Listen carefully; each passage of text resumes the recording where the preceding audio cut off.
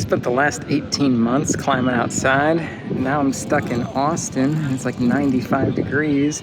So I'm gonna compare it to this little gym here, the Crux. Most people these days, present company included, start climbing first in the gym. Doesn't take long to get the hang of V1s and get a pretty good feel for what they should be like. Juggy, chill, easy to read, not scary or committing, nothing too tricky, and being back in the gym today, it's pretty much exactly what it feels like so far. Actually, the gym here does like the dash grades, so I'm gonna try to climb all the V1-2s and everything easier if I can. When I think about what the V0s and V1s have been like outside that I've climbed, a bunch of different words come to mind. Crimpy, scary, hard to send, ridiculous, impossible to send, painful, horrible, stupid, never coming back to it.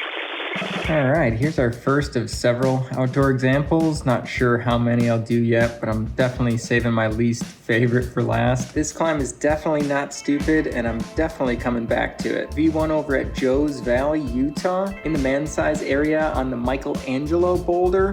Well, at least that's the name of the classic climb around the corner on this same block. This is such a sweet climb and so memorable. Like, look at how happy Caroline is after sending that thing. You remember the last time you were that happy after sending a V1 in the gym? I feel like that's the first standout difference for me of indoor bouldering versus outdoor bouldering. I don't remember any of the V1s I've ever climbed indoors, and I can remember quite a few really memorable ones just like this outside that are gonna stick in my memory forever. Also, not sure if you caught it, but the name of that one was Down Climb.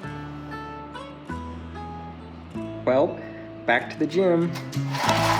Safety is a pretty obvious benefit of climbing in the gym, I guess. Although there's something to be said for having to take your time outside and making sure you know the boulder and the pad setup and scoping it all out, checking your top out, maybe asking for a spotter. It kind of adds to it too. In fact, the safety of the gym's f***ing lame. That's more like it. Back at Craft. This boulder isn't particularly dangerous, honestly, but it is kind of tall and scary, and the first time or two that I climbed it, I was pretty nervous, especially near the top. But oh man, I'm like really struggling right now with what to say, because part of me wants to recommend that you go climb this boulder right now in Craft, because that's what I want to do, is go climb it again. It's so much fun and so cool. But the other part of me knows that once you do, you're gonna almost ruin gym climbing as you know it, so you might want to hold off.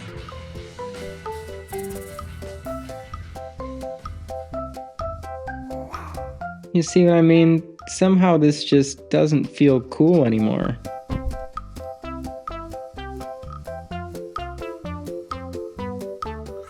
The craziest difference, like for real, for serious, is that I haven't touched a crimp yet. I've climbed probably half the V1-2s so far and haven't touched anything that even resembled a crimp. That's crazy. There's gotta be a crimp around here somewhere.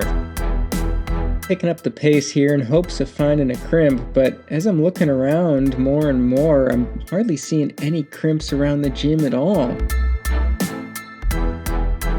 It's no wonder people go outside for their first time and it seems ridiculously hard when you've never had to use a crimp or a bad foothold at a grade below a V3-4, which is what I eventually found here when I found my first holds that I would even consider crimps, and most of them are actually big edges. To find crimps in the gym, I had to deviate up from the V1-2 to a V3-4, and to find a climb of the equivalent difficulty outside, I had to deviate down to a V0.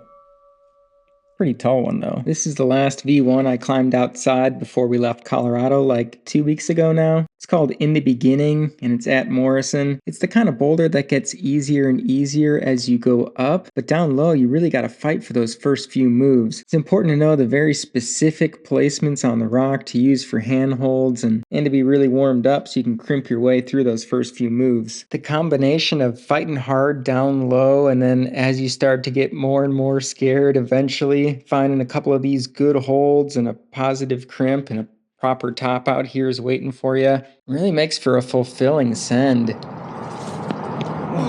Morrison's kind of known for being sandbagged, but Honestly, well, V1's gonna feel really hard to you anywhere your first time climbing outside. Well, I said that I was gonna save my least favorite outdoor V1 for last, and actually I've got two for you. Technically they're both V1 Plus, but I thought since I was looking at the V1-2s in the gym, both these boulders are in Colorado, but really the only other thing they have in common is that they're crimpy, painful, and I haven't sent either one of them. I was silly enough to try to use these as part of my warm-up in the past, and they were just way too hard for that, and I've never gotten around to really trying them when I'm fully warmed up and ready to give it some proper try-hard goes, you know? I think V1 kind of lulls you into that sense of thinking you're not going to have to try hard, and then it makes it feel even harder than it is, and especially if you're not warmed up yet. It can be a little bit disappointing and a little bit frustrating if you're going outside for your first few times, so just keep it in mind, it doesn't matter if you send this stuff, like who cares? If you're trying hard and having fun and expanding your comfort zone of what you're capable of doing and comfortable doing and can do safely, then it's a win and it's totally worth it. So keep it up, get outside if you haven't been yet, and keep watching or check out some of my other videos to see more stuff outside. Thanks for watching, folks.